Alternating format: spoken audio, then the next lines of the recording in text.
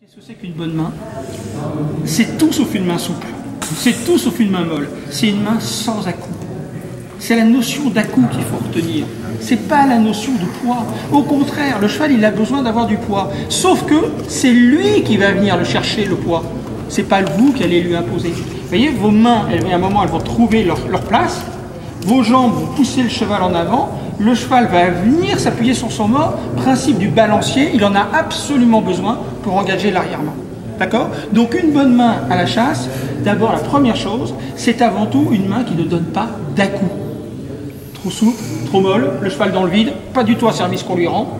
Le cheval trop dur, ok, on reprend trop brutalement, trop sévèrement. Et ça, la bonne main, c'est la main qui ne va pas donner d'à-coups. C'est la main qui est constante. En revanche, si mes mains sont posées, sont fixes, en revanche, mes doigts vont être en permanence en train de jouer des gammes.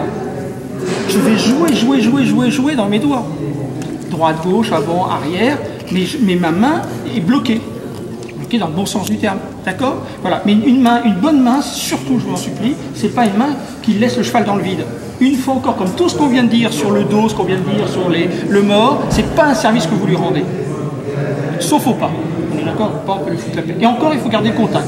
D'abord, ne serait-ce que pour une raison simple. Moi, quelquefois, je vois des gens à la chasse, ils sont reines longues à plein galop. La moindre cheval qui même effleure un caillou, le cheval, il se retient sur quoi?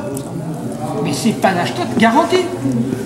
Donc le cheval, il faut que je sois au contact, sans jouer à la pêche au thon. C'est pas le but du tout du jeu. Mais si jamais il a besoin de venir se rééquilibrer sur sa bouche, il faut qu'elle soit tout de suite là, ma main. Oui. D'accord? Oui. Il est mort, on n'en parle pas, on les essaye. Ouais. Voyez, par exemple, là, je viens de rentrer dans mon team un nouveau cheval qui a des problèmes de bouche, il est compliqué. Eh bien, je suis peut-être au 7e mort. Pourquoi? Il est là et à 3 jours, toc, celui-là, il réagit bien. Pourquoi celui-là? Je n'ai pas de ration rationnelle.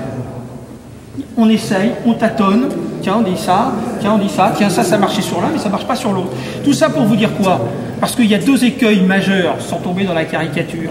C'est, j'avais cet enraînement sur mon précédent cheval, le nouveau, je mets le même. Sans aucune question. Mais, hein? Du vécu, ça sent le vécu, ça.